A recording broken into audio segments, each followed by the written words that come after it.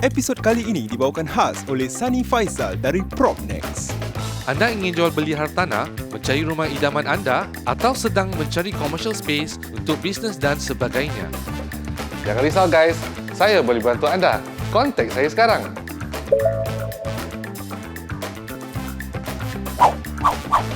Selamat menonton ya guys. I was with my buddy, tengah tidur, of course lah rifle, your wife kan. Pukul 2 pagi, terdengar orang mengaji.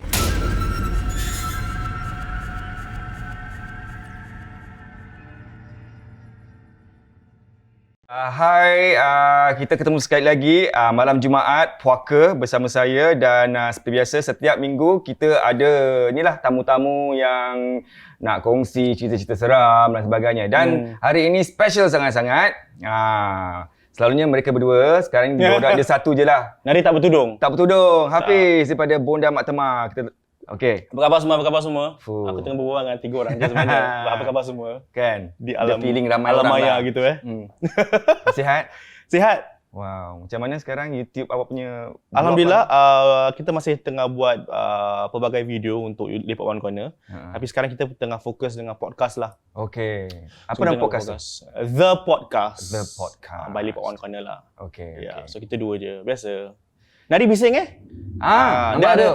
dah ada banyak ambient music. Oh. Pasal hari ni jadi ada banyak pesawat-pesawat yang tak diundang lah.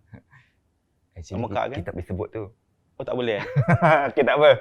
Apa YouTube, ni? kita kata YouTube. Ya, kan?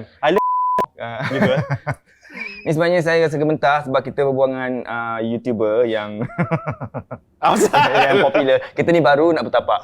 Okey, Okay, bagus. ni sekarang kita pasal hantu kan. Apa pengalaman yang Hafiz dah selalu saya amat bertuah kerana saya tidak pernah mengalami ataupun nampak benda-benda yang goib ataupun yang mistik. Tetapi kenapa? tak ada orang. Okay. Tapi saya sering melihat ya faham. Sabar. Kasihlah aku habis dulu. Dah lah, dia mula. Saya sering Kan dia mula lagi. kan Tak marah apa. dia marah. Dia mogok. Cakap jangan cerita pasal aku. Saya sering melihat ibu saya dirasuk. Oh ya? Ibu saya dia macam intan terpilih lah gitu. Dia daripada muda, daripada anak dara, dia selalu dia selalu dirasuk oleh benda-benda gaib ni. Saya tak tahu kenapa, tapi mungkin pasal ramai orang cakap yang benda ni suka mereka yang lemah semangat mungkin. Jangan cakap. Kan? Ramai orang cakap ni lemah semangat. Saya rasa lah. Jadi saya pernah ibu saya pernah ceritakan saya dan saya pernah lihat sendiri. Ibu saya dirasuk. Tapi cerita ni bermula masa dia anak dara. Okey. Dia kerja dekat maaf, sekarang tengah syuting kat Akalang kan. Okey. Dia bekerja dekat bukan dekat dulu. Jadi sekarang dia balik Singming dekat rumah arwah nenek saya. Dia naik bas pergi Kalang. So there's Kalang River tu kan. Okey. So bila bas Kalang River belakang je. okey. Cakap hello gitu. Jadi bila dia dalam bas tu, bila dia cerita ni dia cakap kan, korang nak kena faham, okey, bila mama cerita ni mesti korang rasa yang mama ni macam olok-olok, macam like betul-betul macam cerita merepek, but this really happen. So dia nampak satu bungkusan dekat the other side of the bridge, macam bungkusan putih gitu. Right. So mak aku, my mother being my mother, dia cakap dalam hati tu dia macam tergerak, tapi dia verbalize, dia cakap cakap benda apa tu. Dan bila dia cakap benda apa tu, dia nampak benda tu terbangun. So macam like so dia macam tersentak lah. So bila dia tersentak, benda tu terus hilang. Okay, so tak apa. Okay, dah hilang. Copong I think so, ya. Copong. So basically dah gitu tak apa. So bila dia dah gitu, dia rasa macam ada benda duduk kat sebelah dia. Ada. So bila dia turn, benda tu kat sebelah dia. So dia cakap, alah ini perasaan aku. Because I'm very tired kan, dah baru habis kerja factory 12 jam. So ini semua perasaan aku. So dia diri, dia keluar daripada bas tu, and dekat belakang dia nampak benda tu turun bas. Wow, pandai So naik bas. pandai naik bas kan. Tak tahu ada bayar ke tak, ada pakai izin ke tidak lah. Rumah-rumah dulu kan macam tingkat 1 dan tingkat atas kan. Right. Then you have to take the stairs up. So dia naik tangga, dia nampak benda tu ikut dia. Dia cakap, alah ni perasaan aku lah. So dia masuk lift, benda tu masuk lift, dia cakap, okay never mind, this is nothing, this is my imagination, I'm just very tired. So malam tu bila dia tidur, benda tu dekat dalam bilik dia lah, dekat dalam bilik my mother. And there was once dia cakap So this happened 3 days consecutively. So hari pertama was Mr. Poch. Second dia cakap dia tengah tidur, dia nampak macam ada macam benda masuk daripada lubang kunci kat ada pintu tu. Dia cakap macam penanggal gitu mungkin lah. So masuk and gigit dia punya jari kaki. So dia macam dia terpekik lah, dia out. Dia cakap rasa sakit, terpekik terus benda tu macam dengan sekejapan terus macam masuk balik dekat itu lubang kunci. So second day. So this whole thing was happening. Dia cerita dengan arwah nenek. Arwah nenek cakap arwah nenek pun macam like, alah, perasaan kau lah, tak ada benda lah. So dia cakap okay tak apa. So the third night, dia cakap dia nampak satu kakak lah. Dia tengah jemur baju kat luar. Benda tu bertinggi kat atas segala lah. So my mother started crying. So bila my nenek cakap, kenapa ya? Like what is wrong So my mother cerita lagi sekali. So for the third night, when they saw that thing, then my mother terus got possessed lah. Yeah. So I think this was the thing that I do not know whether benda ni datang kerana apa, but okay, so apparently bila pergi berubat, yang masuk dalam badan itu adalah seorang perempuan Cina yang baru meninggal, yang bunuh diri dekat Kallang River. So macam nak berkawan dengan my mother lah. So they take form, because benda ni kan gaib, dia akan take form in different things kan. So they take form in the pocong, in the penanggal and the kuntilanak. So that was what happened. That was when she was a young girl lah. Fast forward, so my mother sekarang dah berumah tangga. Okay, so this happened bila saya tengah national service. Saya ni bukan seorang yang aktif. Jadi bila national service tu kaki patah. Okay, so kaki dah patah. So dah timpang lah kan, kaki tengah patah, tengah on cast, tengah resting kat rumah. I was on a 3-month punya MC lah. So my adik yang my younger brother cakap, mama, there's something wrong with mama, there's something wrong with mama. Cakap apasal? Cakap tak tahu kenapa. Kau check lah, aku nak pergi kerja. Thanks. Okay, so dia pergi kerja. So dengan timpang-timpang ni pincang masuk. Terus my mother dah macam dah bersila tau. And I think my mother was macam half lucid and half aware tau. So cakap call kerja. Cakap tak boleh berbual. She said something like that lah. Dia macam okay, benda ni bila nak masuk dia akan kunci mulut dia. So dia tak boleh berbual. To my mother lah. So my mother punya tangan akan macam gini. So you know this is a sign that the thing masuk badan dia. She does it all the time. So I said, why Kenapa I said, kenapa nak kena call kerja? So I call kerja, dia cakap, sorry, my mother cannot go to work today, she's feeling unwell lah. So dia cakap, kasih mbah tu makan. Dia cakap, kasih mbah tu. Mbah tu makan. Cakap, mbah mana? Cakap, dekat luar, dia makan. Dia lapar. Dia cakap, dia nak kain batik lepas, dia nak sirih, dia nak kapur, something like that lah. Very specific things lah. So I said, mbah mana? Cakap dekat tepi tangga, because okay, my mother has a habit, dia suka sidai baju malam-malam. Because pada dia, kalau dia sidai baju malam, pagi sebelum dia pergi kerja dah kering. So dah angkat, so senang kan.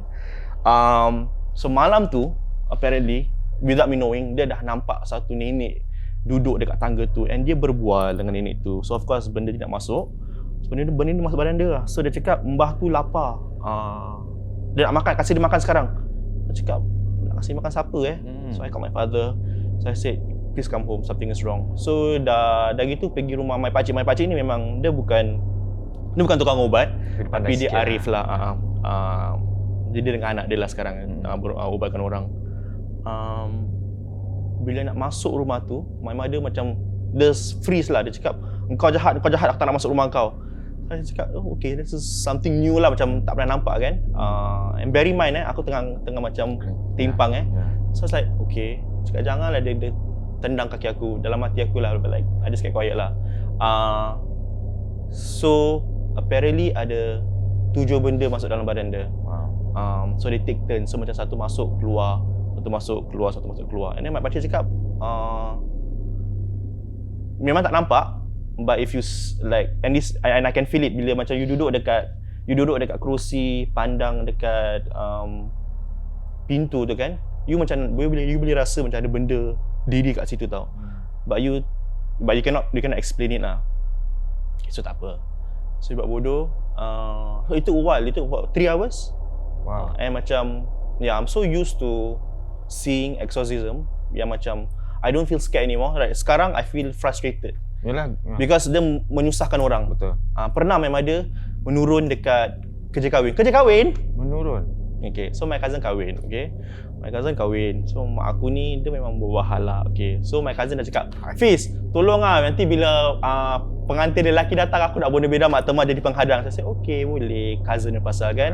Sanggup bapukkan diri depan orang halayak ramai kan. So tak apa. So bila tengah pakai tudung tu kan, dekat macam dekat other side, my mother dah buat gini tau, cakap alamak something. So I said, so I told my brother, so you better take care of her, I think something is wrong. So saya tengah menghadang kan lalu menghadang. Mak aku kat belakang dah pencak silat. So I'm like, Tak pernah ada silat ni. So saya so saya kena main. So dah gitu tak apa. Dah gitu okay, I feel frustrated because it's a public setting. Macam nak tak nak dah buka aib keluarga aku kan. Macam orang semua nampak, and I hate it because sekarang ada phone. And aku tak nak orang akan record and all that. I don't want that to be a thing, you know. But thankfully nobody recorded lah. But people dah tengok lah macam they see this woman like screaming and then tengah menurun in the middle of bawah kolong blok. So I said, okay tak apa. Then after that, my pakcik datang. So dia rebah. So me and my brothers have to carry her to the house upstairs lah. So apparently what happened was, ada orang hantar, I don't know whether it's true lah, I take it with a pinch of salt lah. Ada orang hantar macam toyol gitu untuk porak-perandakan the event. Majlis ya. So my mother is very susceptible to these things kan. Dia macam terkena okay, konteks kenapa mak aku macam gini, okay. I'm not saying that it's saka, tetapi arwah nenek aku adalah seorang yang dia tukang urut. So she got it from her ancestors lah. Yeah, so there's many times when my mother say, oh barang nenek kan nak berdamping and all that. But I never take care. I mean I tak fikir macam to do whatever lah. So she always say like macam, oh dekat luar rumah ada rimau, dia lapar, dia nak makan, and she will ask the same thing macam dia nak sirih, dia nak pisang, dia nak kapur, kayu batik and all that. So that's a brief history of my family lah. I think it's just my mother lah. My mother memang but now alhamdulillah now it's better. Cuma she cannot be alone and sedih. Pasal okay, then when I think about it, ada orang cakap, have you ever thought that your mother could have bipolar ataupun mungkin mak engkau depressed ataupun the hallucination, which is a possibility kan. So yeah, we've never macam really seek like scientific or medical treatment. Cuma my mother dia kalau sedih, okay, dia pernah cerita tau, dia kalau sedih kan nanti dia dengar this voice say, Wati, my mother's name is Wati, cakap, Wati kau sedih pergi tepi laut yuk. Wow. Kita naik atas yuk, tingkat 12. Itu bangsa. Oh mak kau. Okay. Nak maki tapi ada ini kan dia dah buka silat. Kan kalau aku dah pecah silat nak terajang je tadi kan. Dah maaf tak apa. Jadi tersentak je. Dia bodoh tu tak boleh berbual. Tingkat 12 di laut. Tingkat 12 di laut. So like, and there's a lot of time my mother akan macam cuci pinggan mangkuk, and then she will just say like, diam lah. And like you do not know who she's talking to. So I do not know lah. Mungkin it is a mental something to do with the mental, or maybe it's something mystic, but tak tahulah. Wow. Yeah. Sekarang jelas susah nak cakap yang kat korang tu semua kau pergi macam majlis, kau korang nampak orang macam terkena jangan serkap jarang, husnuzon. Kadang-kadang mungkin orang tu menyelamatkan keadaan. Daripada nak kena majlis, dia terkena pada diri dia. So itu dah dia. So basically macam when that thing happened, it was like macam the saka try to protect the family or whatever lah, I don't know dia lah. Dia macam kucing tau orang cakap. Kan family nanti kucing kadang mati. Padahal yes. But yeah, I dulu takut macam like janganlah benda ni macam masuk badan kita whatever. But can you see, nampak tak? Tak nampak, but you can feel lah. I tak pernah nampak, cuma nampak my mother gitu. Itu nampak lah, but like, I've never seen like something mystic whatever, tak pernah. Cuma pernah dengar, okay, this happened when I was in national service. So national service bila BMT tu, there's 1 week they call it the SID test. Whatever lah. So macam 1 minggu dekat jungle. So this was the 4th or the 5th night, and dah penat, kotor, tak mandi, nak kena berak, nak kena, okay sorry 1 minggu tu, fun fact aku tak berak 1 minggu. Because nak kena... 1 minggu tak berak Aku tak berak. Aku makan biskut kering je. Aku cakap, kau panggil jangan biskut berak. anjing kan? Biskut anjing. Kalau kau berak, that's it. Once you start, you will never stop. So I said, tak Okay. usah. I just kencing. Biar pun aku keras pun tak apa. Aku sanggup balik camp kan, Berak. unload. Okay. But like, so yeah, but thankfully lah, tak ada fresh ration kan. Fresh ration only last day. Cakap, jangan berak, nak kena gali lubang. Okay, never mind. Okay, whatever. Jangan tidur. Okay, I masih ingat lagi. I was with my buddy, tengah tidur. Of course lah, rifle, your wife kan. Pukul 2 pagi, terdengar orang mengaji, lelaki mengaji. Macam a group of men mengaji. Tu hutan mana tu? Saya lupa, I don't know. But it's in Tekong lah, I was in Tekong. Okay. So they said, dekat Tekong ada surau. Okay. Okay, fine, fair enough. And then they said, dekat nearby, dekat Johor, there's a masjid or surau. I lupa lah what is it, but they said that... Sembawang? I don't know. No. Okay, tak tahu. I don't know. So they said that it could be coming from there. So okay, fine. So I was like, okay, husnuzon, mungkin orang sedang mengaji dekat masjid lah. Okay. So I terlelap. Dan bila aku tersadar balik, like 15 minutes later, I heard louder, like macam I heard men, like a lot more men mengaji, and I heard women. So dalam hati aku like, because it's camp right, NS kan. So like, ada ke mungkin adalah staff-staff ataupun regular perempuan dekat Tekong tu kan, or mungkin diorang tengah ngaji dekat masjid dekat Johor tu.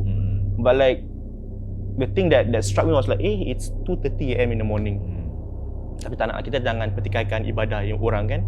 Mungkin orang nak ngaji 2 petang ke 2 pagi, kita jangan pertikaikan. Kan? Suka hatilah diorang nak beribadah kan. Aku buat bodoh lah, but like I wasn't scared. Cuma macam like, oh, mengaji I was very sleepy. I just slept lah. Then after that they say, oh, mungkin dari my friend lah, biasa ambil banyak word lah. Oh, aku rasa itu bunian, something like that. So I didn't know. But we were asleep in the middle of the jungle lah. Mungkin Mungkin tak tahulah, tak tahu. The keluarga B. Mungkin ya. The B family. That was the thing that happened. Tapi kat Tekong banyak cerita diorang selalu Diorang cakap itu sebenarnya kampung Melayu. I think so. Tapi saya tidak pernah pergi, tak pernah experience. Okay, my camp was bukan dekat ladang tau. Ladang tu macam where all the platoons are, macam companies are.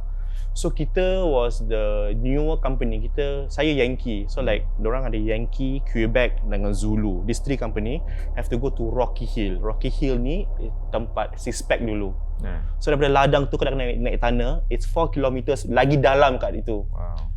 So, okay, so diorang cakap tempat tu berhantu, whatever. So aku tak pernah percaya. So basically dekat dalam bank tu diorang akan ada diary tau. So all the previous punya orang-orang yang dalam that bank akan tulis. So there's this one entry dia cakap, be careful of the girl on top of the wardrobe. Boleh gitu. So I said, oh, okay. So like, bila baca tu cakap, oh okay, tutup. Then after that, but so far nothing happened because saya masuk bulan Ramadan. Okay. Alhamdulillah. Cuma, yelah, tak dapat nampak benda-benda or whatever. Tapi orang cakap bulan Ramadan tu kan, tapi selalu kena bulan Ramadan juga. Really Dua kali kena bulan Ramadan. Pasal apa? Satu kat Malaysia, bukan 2 kali. Satu kat Malaysia cerita orang kena. Lepas tu satu pula bulan Ramadan kena kerik bantal. Oh. Lepas tu fikir bulan Ramadan macam mana ni? Tu yang macam puzzle. Kata orang semua kena kunci semua kan. Tak, okay. Orang cakap kena kunci je, tapi tu yang besar-besar punya kena kunci. Tapi orang cakap benda-benda peliharaan masih ada. Ya. They said benda-benda peliharaan masih ada. I think I heard it somewhere. Someone said that even though macam diorang cakap benda ni dikunci, tetapi yang dipelihara tu masih ada. Macam mana korang punya pendapat? Betul ke kena kunci gini? Sila beritahu komen kat bawah. Nampak? Kan? Gitu. Macam gitu. YouTuber. Please comment. Bodoh lah. Please subscribe. Please like and subscribe. Give this video a thumbs up. Like and share. $5. Okay. Kena memekak je. Okay. But yeah. So basically itulah. That was what happened lah. Tetapi saya pernah bulan Ramadan, diorang kan selalu cakap macam nanti mereka yang dah meninggal akan jenguk balik. I do not know whether it's true or not, kerana but because I remembered it was bulan Ramadan. This was I think a year or 2 years lepas my arwah nenek meninggal. So my arwah nenek ni dia tukang urut tau. So her smell is very specific. Dia punya smell is macam minyak serai and baby talcum. Okay, that's a body smell lah, okay? So I was tengah duduk, biasalah aku suka duduk dekat tepi pintu. And I smelled her. So it was very fast and it was very strong, and dalam about 3-4 seconds terus dah habis, and then the smell went away. So I don't know whether that was that lah, mungkin perasaan aku like but like I smelled my grandmother. This happened 2 years after she passed away.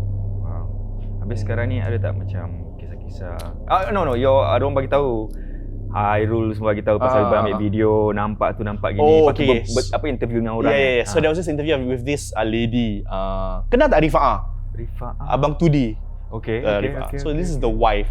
The family lah. So apparently the house is, I don't know whether the house is haunted or dia cakap ada jin nak berdamping dengan anak dia. Setiap malam pukul 8 malam akan ada orang ketuk. Sampai sekarang? I don't know sampai sekarang. So to the point where diorang record. So this is one night they record. Diorang akan tengok dekat bucu pintu tu kan. And betul ada orang ketuk. Tapi ketuk dia yang menyeramkan, bukan ketuk daripada luar tau. Ketuk dia daripada dalam rumah. Nak tengok video? Ada. Wow. She send a video. Nanti kita share kat sini, kita superimpose. Superimpose pula. Ada video dia. Yeah. Okay. So basically, what happened was anak-anak dia, okay. So dia ni video dia. Dia tak ada orang. Okay, just watch.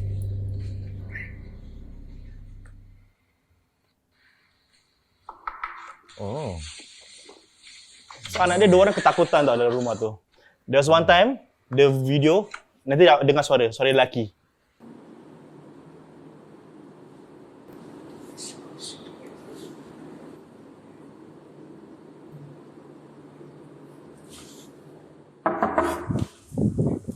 Suka memang gitu So budak sampai takut.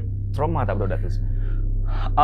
So basically they are scared. Cuma diorang, because budak-budak kan, diorang macam whatever it is, they are still playful and all that. So aku rasa diorang macam dah used to it dah. Cuma anak perempuan dia, kesian lah, anak perempuan dia is macam benda ni betul-betul suka kan. So macam dia akan tengok dekat balcony, cakap, ibu, are they coming back? Gitu. Or like macam she will start to draw all these things. So anak dia suka macam buat TikTok macam mulut berdarah. Pegang-pegang pisau, pegang-pegang ni. Yeah. So I do not know whether it's that. And then anak dia suka tengok cerita creepypasta lah. Creepypasta is this online portal lah. So she's so obsessed. So she started to draw this thing. Dia dah draw kan. Dia frame. So kawan aku, like my friends like, why you frame? Cakap, because I like all these people. So macam ada Slenderman yang tinggi, ada budak-budak yang pegang pisau and all that. So I do not know whether, but they said they already sought help and treatment. But diorang cakap bukan sekali je nak kena, macam berkali-kali kan these things. But yalah. So this knocking, I don't know whether it's still happening, but this knocking has happened many times. Yeah. So it's okay kan kalau kita tunjukkan kat sini I guess they're fine. It's on my IG. You can show it. Okey, terima kasih banyak. Sama-sama, terima kasih. Okey, itulah dia cerita menarik daripada Hafiz. Okey. Kan, tak adalah cerita hantu yang ada wanita bertudung tak ada. Okey, ni apa ni? Datang semari, terima kasih banyak. Thank you for having me. Terima kasih banyak. Dan ni ada satu untuk awak jugalah. Kan? Wow. Awak balik takkan tangkos. Oh, mak kau. Kan? Dah kena. Ini. Wah. Biasalah kan? Sponsor biasalah. Ini dari mana ni? Layang Inshira. Layang Inshira. Ya, kan? Hi, please give this video a thumbs up. Hi, Layang Inshira, for those of you who like to go to itu her kan? IG. Dan ni authentic centeng. Boleh? Wah. Sejuk, okey? Bagus. Kan? Authentic Chengteng. Zuliana. Fuh. Dia macam product placement lah gitu. Kan? Dan satu ni pula. Dia dah kena ambil gambar gini, makan ini kan? Kan? Dah. Macam mana nak buka ni? Ambil gambar segini, nak kena ambil gambar segini. Dah. Lepas tu, dap. Propah sangat. Okay, terima kasih. Yang ni daripada Kopi Boy. Thank you. Nampak sesejuk kan semua? Copyboy.sg. Ini Hanis. Cookies. Banyaknya sponsor. Bagus Cookies and Cakes by Hanis. Oh, cookie ini Ondeh-ondeh. cookie Ninja. Ni kalau makan tu jadi puaka. Wah. Hanis. Cookies cakes by Hanis. Okay. Dan last but not least daripada hijab culture. Kenapa? Tahu tak? Mau ngimankan diri. Oh, okay. Jadi benda-benda pun tak datang. Oh, okay. Ini okay. Ini minyak wangi. Ya. Okay. Bahkan sekarang ada orang jual spray. Biasa orang kan kalau pakai tudung kan nanti rambut kepam, bau kepam kan. Tapi okey untuk lelaki untuk perempuan. Spray. Okey, terima kasih Thank you banyak. so much guys. Dapat habuan bagus-bagus. Masih. Bagus. Dan juga kalau nak tahu pasal benda-benda ni semua kat bawah link dia. Okey, jangan lupa kalau ada komen-komen dan sebagainya, siapa yang nak lihat dalam puaka ni, sila emailkan saya, email kat saya. Dan kita jumpa lagi minggu depan. Yang penting jangan lupa like, share and subscribe. Like, share and press the bell icon button. Tu ingat. Okey, jumpa lagi minggu depan dalam Puaka Tidak Kenal Usia. Bye-bye. Assalamualaikum warahmatullahi wabarakatuh. Selamat menonton Puaka sekali lagi. Pada episod kali ni, kalau kita dengar betul-betul ada touch tentang istilah rasuk. Rasuk ni kita pernah dengar, ada yang pernah alami dan ada yang pernah nampak. Apapun, yang pastinya ada tips-tips untuk kita bagaimana nak bantu orang dirasuk. Pertama, jangan panik. Jangan takut. Kalau kita kaki takut, jangan bantu. Takut kita yang kena.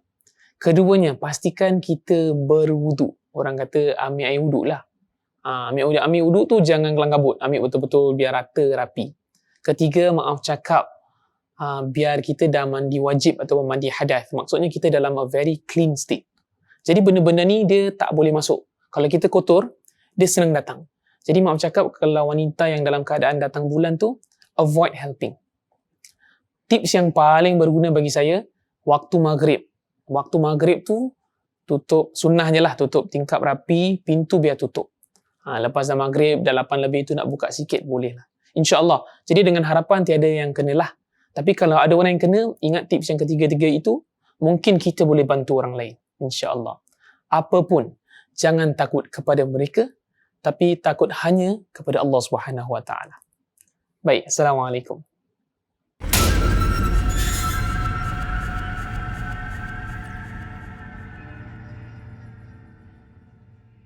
Episod tadi dibawakan khas oleh Sunny Faisal dari Propnex. Anda ingin jual beli hartanah, mencari rumah idaman anda atau sedang mencari commercial space untuk bisnes dan sebagainya? Jangan risau guys, saya boleh bantu anda. Kontak saya sekarang.